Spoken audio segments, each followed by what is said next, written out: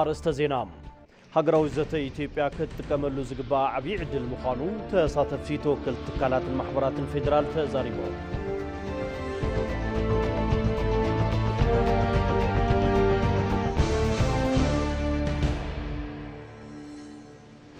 ጽዋዕ ዓብይ ግድብ ሕዳሰ ኣብ ክልል ደቡብ ዝነበራ ጻንሒት ዛዚማ ናብ ዞባ ጎፋ ኣትያላ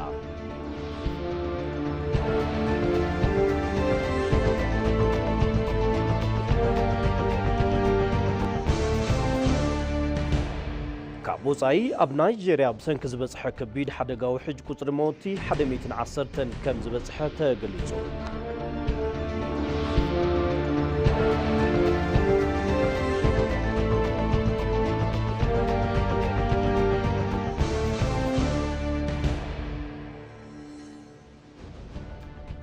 على قدام 23 جنبوت كل تشحن 10 شعاتنا متمرت قطر ساعات شعاتنا باخوم زحرنا ما ادزينا اي تي في تغرينا حيزنا لكم قربنا لنا كما يتعلو كبرات تملكتي مزيناتات جيتاچو علوم حبيركم كصن حسنا مكتال نكون لكم تمنيتنا ايو فلما حصلت زيناتات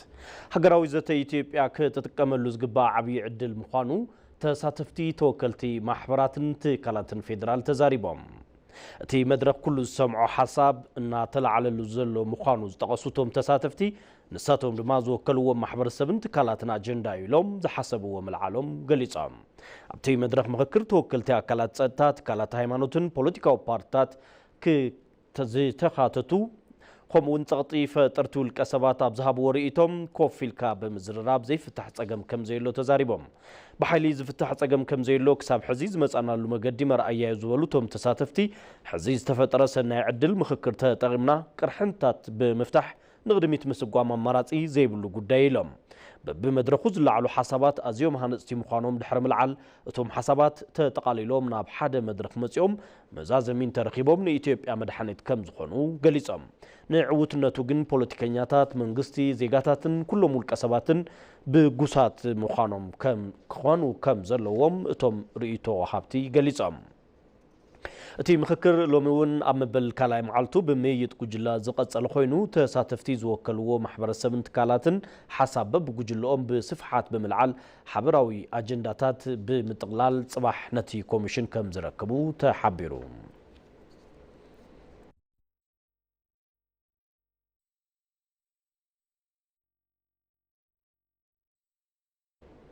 ኢትዮጵያ እቲ ዞባ ብተሓዳሲ ሓይሊ ብምትእስሳር ኣህጉራዊ ሽቶታት ንምዕዋት ሩይ ኣስተዋጽኦ እናበርከተት ከም ትርከብ ሚኒስትር ማይን ኢነርጂን ኢንጂነር ሃብታሙ ኢተፋ ገሊጾም ሕብረት ኣፍሪቃ በአጀንዳ 2063 ዝበልጸገት ኣህጉር ንምፍጣር ካብ ዝሓዞም ትልምታት ብኣተሓሳስባ ፓን ኣፍሪቃ ኣብ ሕዳሰ ኣፍሪቃ መሰረት ዝገበረ ዝተዋደደ ኣህጉር ምፍጣርቲ ሓደ እዩ እዞም ኣተሓሳስባታት ገሃዲ ካብ ዝኾኑሎም ስራሕቲ ድማ ዝርግሐ ርክብ ሃገራት ዝሳልጡ መሰረተ ልምዓታት ትኸውን ኢትዮጵያ እቲ ዞባ ብመሰረተ ልምዓት ሓይሊ ብምትእስሳር እጃም መሪሕነታ ኣብ ምውፃእ እያ ትርከብ ሚኒስትር ማይን ኢነርጂን ኢንጂነር ሃብታሙ ኢተፋ ኣብቲ ጉዳይ አመልኪቶም ኣብ ዝሃብዎ ርእይቶም ኣብ ዝሓለፉት 9 ኣዋርሕ ዝበጀት ዓመት ጥራሕ ንጎረባብቲ ሃገራትን ኩባንያታት ክሪፕቶ ማይኒንግ ካብ ዘቕረበ ሓይሊ ኤሌክትሪክ ልዕሊ $220 ሚልዮን ኣታው ከም ዝተረኸበ ተዛሪቦም ኢትዮጵያ ኣብ ዘለውዎ ሃፍትታት ሃፍቲ ማይ እቲ ሓደ ከም ዝኾነ ብምግላጽ ሃብቲ ማይ ንልምዓት ተሓዳሲ ሓይሊ ንምጥቃም ካብቲ ተፈልፍሎ ተሓዳሲ ሓይሊ ኤሌክትሪክ ንጎረባብቲ ሃገራት እውን ተበጻሒ እናገበረት እያ ኢሎም ኢትዮጵያ ንሱዳን ጅቡቲን ኬንያን ንብርክት ዝበሉ ዓመታት ሓይሊ እናቕረበት ከም ዝጸንሐት ዝገለጹ እቶም ሚኒስትር ሕዚ እውን ዘን ጎረባብቲ ሃገራት ልዑል ድሌት ሓይሊ ኤሌክትሪክ እናርኣያን ነዚ ድማ መጽናዕቲ መሰረት ዝገበረ ምላሽ ንምሃብ እናተሰርሐን ከም ዝኾነ ኣረድዮም ኬንያን ታንዛንያን ምትእስሳር ሓይሊ ንምፍጣር ካብ ኢትዮጵያ ዝፈልፍል ሓይሊ መሰረት ምግባርን ብሓባር ብምሕባር ኣብ ቀጻሊ እውን ክሳብ ደቡብ ኣፍሪቃ ሓይሊ ንምቕራብን ኣህጉራዊ ምትእስሳር ንምፍጣርን ክንሰርሕ ኢና ክብሉ ገሊጾም ስለዝኾነ እውን ኢትዮጵያ ኣህጉራዊ ሽቶታት ንምዕዋት ሩይ ኣስተዋጽኦ እናበርከተት እያ ትርከብ ክብሉ ምግላጾም ጸብጻብ ግልጋሎት ዜና ኢትዮጵያ ኣረድዩ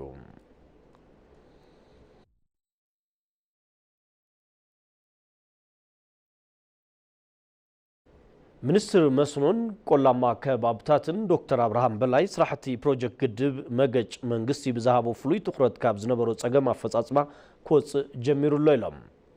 ዋናዊ አፈጻጽማቲ ፕሮጀክት ዶክተር አብርሃም በላይ አብ ዝተረኸብሉ ተገምጊሙ በዚህ ድማቲ ፕሮጀክት ቅድም ሕዚ ዝነበረው መሰረታዊ ጸገም ተፈትሑ ሕዚ ዘለዎ አፈጻጽማ ጽቡቕ ደረጃ ከም ዝርከብ ተራእዩ ሚኒስትር መስኖን ቆላማ ከባብታትን ዶክተር አብርሃም በላይ ንዓመታት ህንጸቱና ተጓተተ ዝነበረ ስራሕቲ ፕሮጀክት ግድብ መገጭ መንግስቲ ብዝሃበው ፍሉይ ትኹረት ካብ ዝነበረው ጸገም አፈጻጽማ كوص جميل الليلة بتدقاقامي حزبنا العالو زنبرا حتو منغستي بزلاقنة المفتاح بالسدد لوطي محترام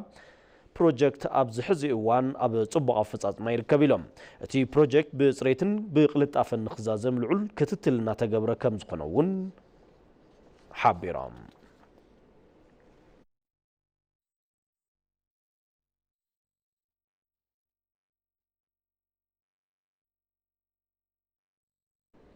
سب نابز دليل بوتا من قصاص خلال لكونات تفتري كبلو كوميشنر جنرال كوميشن بوليسي تيب آدم ملاش قبر ميكائيل غليصام اتوم كوميشنر جنرال ابو وانا وكونات امتا بمغبار ابزهاب ومبرهي مس معقدتي بززامد نهزبي زسك كونات نمقيار من سراوي تكالات دحننتن كللاتن بمتحبار بصفحات تصريحي لهم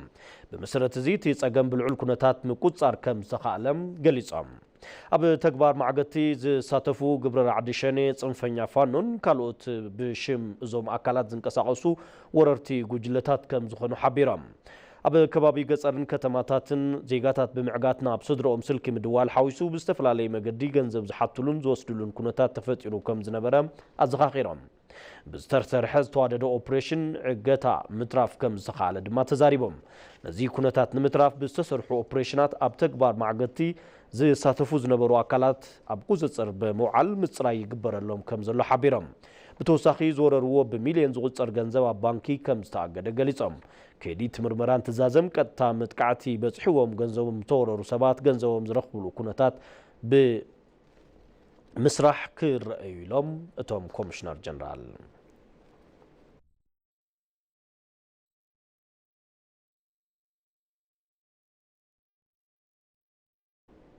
أمونغو باهلي قوانقوان تكنولوجين زلو متأسسار بمتنخار زلاق لمعات من رقاز كم زقبا بيرو باهلي كنت توريزمن من محدار كتمار ديسابا قليسون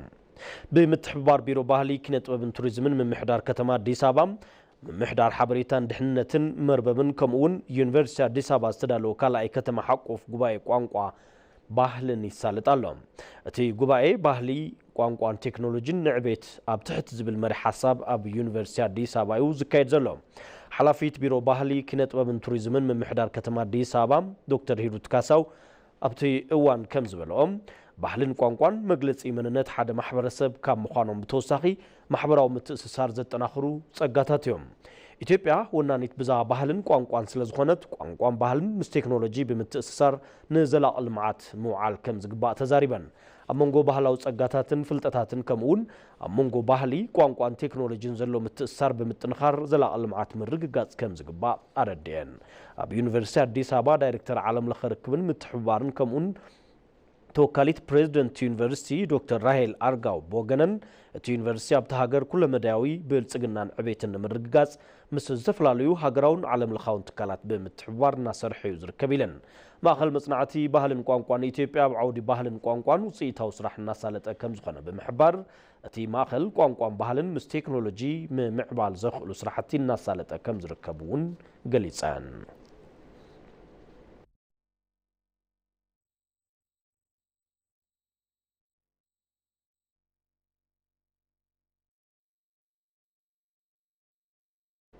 أما كتتال مادي زينا اي تي في تقرنياكم تركبوا كبرات تقتاتل تمريزكم سلن تكتاتلونا نمسكنكم حزون مسانات صنحو بزرزرنا بزحرنا يوم زيناتات كنسقرنا صوا عبي قدب حداسة بكل الدبوب زنبرات عن حزازيما ناب زوبا قوفا أتيالا أب كتما صاولا تتبتصح دموق أكبابلا تغير لالو تمسكن تسفين زواددو تصبصاب بريو برهانا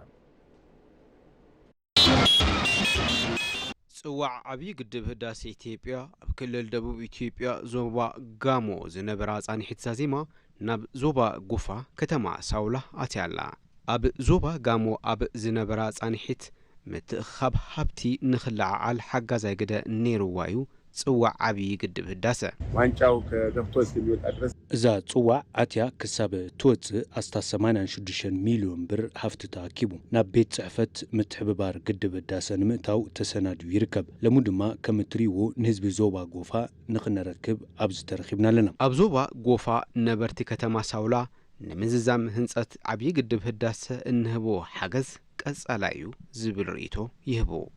የኢትዮጵያ ህዝብ በአንድ ላይ ተባብሮ በአንድ ላይ ቆሞ ህዝብ ኢትዮጵያ አበ ሓደ ኮይኑ በሐሳብን በግብርን ሓደ ኮይኑ ነቲ ግድብ ጀሚሩ ሕዚ አበ ጫፍ ምዝዛም በጽሕሎ ሕዚ ድማ እቲ ዝተረፈ ፈጺሙ ተኻፋሊቲ ሓጎስ ክኸውን ሕድርና በልኩ ንምትሕብባርን ንምልዕዓልን ድልው እዮም አበ መዛዘሚ ምዕራፍ ህንጸት ዓብይ ግድብ ህዳሰ ነበርቲ ዞብኦም ተወሳኺ አሰሮም ከም ዘንብሩ ዝተዛረቡ ዋና አማሓዳሪ ዞባ ጎፋ ኢንጂነር ዳግማዊ አየለ 30 ሚሊዮን ብር ተወሳኺ ሃፍቲ ንምትእኽኻብ መደብ ተታሒዙ ከም ዘሎ ይረድኡ በእኛ ደረጃ እስከ 30 ሚሊዮን ብር ድረስ በወገና ክሳብ 30 ሚሊዮን ብር ክንእክብ ተሊምና ለና ክሳብ ሕዚ 50 ሚታው ዝኸውን ገንዘብ አኪብናይና ህዝቢ ነዛ ጽዋዕ እንትርኢ ብዝበለጸ ስለ ዝለዓል እቲ ዝተረፈ ብመካብ ነቲ ዝቕጽል ዞባ ከም እንረክብ ርግጸኛ እየ ሓላፊ ቤት ጽሕፈት መተሓበሪ ህዝባዊ ተሳትፎ ህንጸት ዓብይ ግድብ ህዳሴ ኢትዮጵያ ክልል ደቡብ አይተ ዘርፉ አጥናፉ ኣብዚ ዝተተሓዘ በጀት ዓመት ከባቢ 258 ሚሊዮን ብር ከም ዝተኣከበ አብርሆም እዮም እቅዳችን ከ500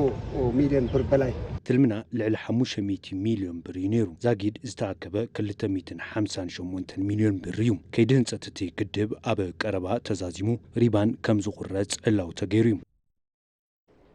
كساب سنة 2018 أمتمرة 7 حجز بوشتاو عقمين مشفان ناتسرح كم زركب كومشنا مرار حسرح سقات حدقا أفليتهم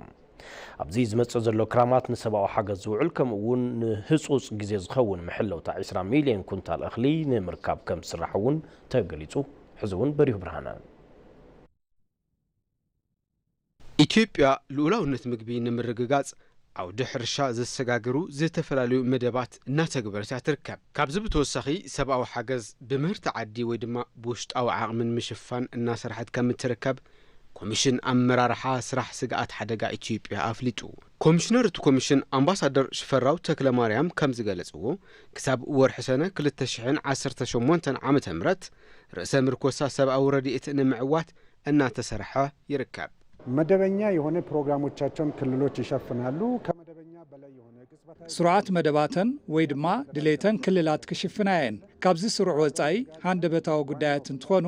ንሕናውን በብርኪ ፌደራል እንገብሮ ምድላውሎ ስለዚ ተቐንዲ ሓሳብ ኣብ 2018 ዓመተ ምህረት ጠለብ ሰብኣዊ ረድኤት ብውሽጣዊ ዓቕሚ ክንሽፍን ኢና ዝብል ውሳነ እዚ ውሳነ መንግስቲ እዩ ምስ ህዝቢ ተረዳዲእናሉ ኢና ኣመራርሓውን ብዓብዩ ሒዝዎ እናሰርሐ ይርከብ ይካል እዩ ዝብል ሙሉእ እምነት ድማ ኣለና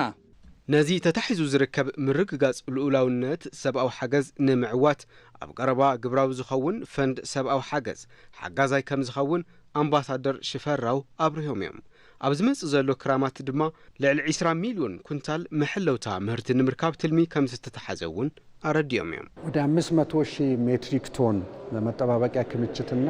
ከባቢ 500,000 ሜትሪክ ቶን ዝተኸዘነ መሐለውታን 1.5 ሚሊዮን ኩንታል ዕለታዊ ረድኤት እዩ ዘድልየና ነዚ ከባቢ 253,000 ሄክታር መሬት ምሕራስ የድሊ እዚ ዝሓለፈ ዓመት እዩ ተጀሚሩ ልዕሊ ፍርቂ ዝሓለፈ ዓመት ዝተዓወተ እዩ እቲ ፍርቂ ድማ ኣብ ዝመጽእ ዘሎ ክራማት ከም ዝዕወትን ልዕሊ 20 ሚሊዮን ኩንታል ንምርካብ እናተሰርሐ እዩ ጥቐንዲ ነዚ መደብ እዚ ዝሕግዝ ፈንድ ምላሽ ስጋት ሓደጋ እዩ ፈንድ ምላሽ ስጋት ሓደጋ ንምጥያሽ ናብ ባይተ ወከልቲ ህዝቢ ተመሪሕሎ ነዚ ትልምዚ ንምዕዋት ናይ ተሓሳስባ ለውጢ ምምጻእን ዘለው ጸጋታት እውን ናብ ረብሓ ምልዋጥን ዓበይቲ ዕዩታት ገዛእዮም ከም መብርሂ እቶም ኮሚሽነር ዋናው በአስተሳሰብ ማዘጋጀት ነው ታንዲ በተሐሳስባ ምድላዊ ሰብአዊ ሓገዝ በውሽጣዊ ዓቕሚ እንትበሃል እንታይ ከም ዝሓቁፍን እንታይ ከም ዝሓትትን መርድዳ ፈጢርካ ምኻድዩ ረድኤት ጽግዕተኛ ምዃን ተጸባይነትን ልመናን ዘለዎ መዘዝ እንታይ ምዃኑ ግንዛብ ምፍጣር የድሊ ካብ ብተወሳኺ ዓርስኻ ምኻል ድማ ዝካል ጉዳይ ምዃኑ ምርዳይ የድሊ ነዚ ዝኸውን ኣዝዮም ዓበይቲ ዕቑራት ተፈጥሮዊ ዓቕምታት ኣለዉ መንእሰይ ክፋል ሕብረተሰብ ኣለና ጽቡቕ ፖሊሲ ኣለና ኮሚሽን ኣመራርሓ ስራሕ ስጋኣት ሓደጋ ኢትዮጵያ ኣብ ዝተፈላለዩ ከባቢታት ከጋጥሙ ዝኽእሉ ተፈጥራውን ሰብ ስራሕን ሃንደበታውያን ሓደጋታት ኣብ ግምት ብምእታው ህጹጽ ምላሽ ንምሃብ ኮነ ቅድመ መጠንቀቕታ ንምዝርጋሕ ኣድላይ ምድላው ከም ዘጻፈፈ ኣምባሳደር ሽፈራው ገሊጾም እዮም። ብተመሳሳሊ ክልላት ሰብኣዊ ሓገዝ ብውሽጣዊ ዓቕሚ ንምሽፋን ዝተተሓዘ ትልሚ ንምዕዋት እናሳለጣ ከም ዝርከባ ገሊጸን። ኣብ 2017 ዓ.ም ኣብ ክልል ኣምሓራ ዘተባብዕ ስራሕቲ ከም ተጀመሩ ዋና ኣማኻሪ ኮሚሽን ምክልኻል ሓደጋን ውሕስና ምግብን ክልል ኣምሓራ አንሙት በለጠ አረዲዮም። 2017 እንደ ክልል የሰራናቸው ስራዎች በጣም ጥሩ ነገሮች አሉ። መግባባት ችለናል። ኣብ 2017 ከም ክልል ዘተባብዑ ስራሕቲ ፈጺምና ኢና። ኣብ ምርድዳእ በፂሕና ኢና። ሰብኣዊ ሓገዝ ዝግብኦም ዘይግብኦምን ወገናት ኣጻሪና ኢና። ዋላካ ከምቲ ዝተለምናዮ ኣይኺድ ዝተወሰነ ናይ ምድላው ስራሕ ኣካይድና ኢና። ኣብ ምውዳድ ሴክተራት ልምዲ ይውሕደና እዩ። ሕዚ ንዕኡ እናመዓራረና ኢና። ከም ክልል ኣምሓራ ኣብ ከተማ ምምራቕ ጀሚርና ኣለና። ተመሪቖም ማለት እቶም ረድኤት ዝቕበሉ ዝነበሩ ወገናት ሃፍትን ጥሪትን ፈጢሮም ዝኸድሉ መስርሕ ማለት እዩ። ምስ ካልኦት ትካላት ብምትእስሳር መሬት ወይ መስርሕ ቦታ ንኽረኽቡን ዘላቕነቱ ውሕስ ክኸውንን ኢና ኣኽኢልናዮም። ኮሚሽነር ኮሚሽን ኣመራርሓ ስግኣት ሓደጋ ማእኸላይ ኢትዮጵያን ማዕርጉ ማቴዎስ 2018 ዓ.ም ሰብኣዊ ረድኤትን ዘድልዮም ወገናት ብክልላዊ ዓቕሚ ንምብጻሕ ቤት ጽሕፈት ፕሮጀክት ምላሽ ስግኣት ሓደጋ ብምኽፋት እናተሰርሐ ከም ዝርከብ አብሪሆም እና ዋናውና ቁልፉ ጉዳይ ግን ደግሞ መዘጋጀት ነው። እንዲሁ ከሰብአዊ ድጋፍ በራስ አቅም በመፈክር ብቻ ሊሆን የሚችል አይደለም። እቲ ቀንድን ቁልፍን ጉዳይ ምድላዊ ሰብኣዊ ረድኤት ብውሽጣዊ ዓቕሚ ብጭርሖ ጥራሕ ዝረጋገጽ ኣይኮነን። ኣብታ ክልል ምድላው ብዝምልከት ቤት ጽሕፈት ፕሮጀክት ምላሽ ስግኣት ሓደጋ ተጣይሹሎ።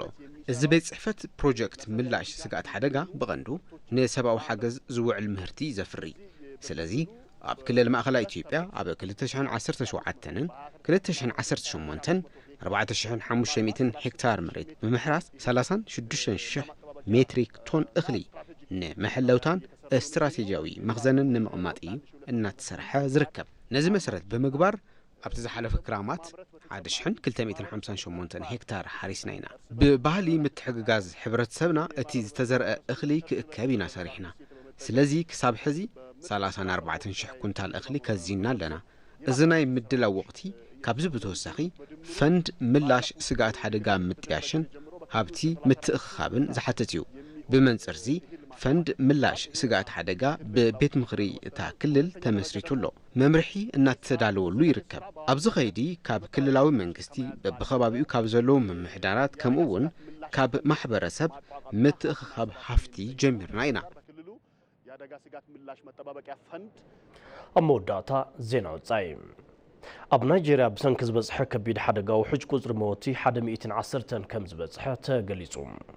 أما خلاوي نيجيريا بسنك زبزح كبيد حدقا وحج قزر موتي حدا 110 مبزحو سبسلطان تهاجر أفليتوم تحدقا زبزح كاب رئيس كتما تهاجر أبوجا 300 كيلومتر رحقت أب تركب كتما موكوايو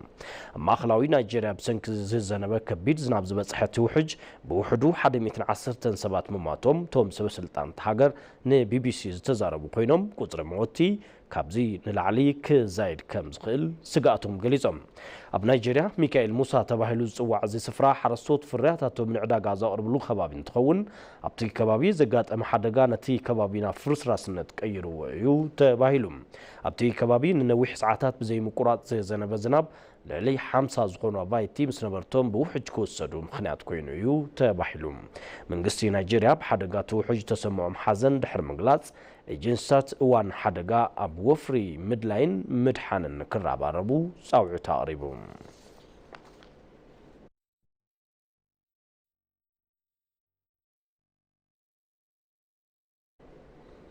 كبرات تملكتي زينا ومسندوتاتنا قدمي مززامنا قند غنطبتاتنا كنزخاخراكم هاغراوي زتي ኢትዮጵያ ከተጠቀመሉ ዝግባ ዓቢ ዕድል ምዃኑ ተሳተፍቲ ተወከልቲ ትካላትን ማሕበራትን ፌደራል ተዛሪቦም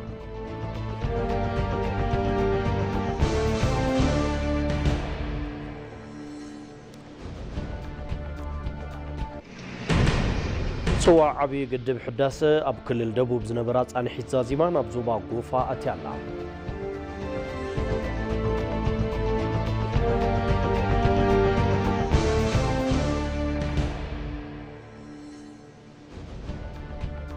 أب نيجيريا بسنك زبزحة كبيد حدا قوحج قطر موتي حدا 210 تن كم زبزحة تقليزو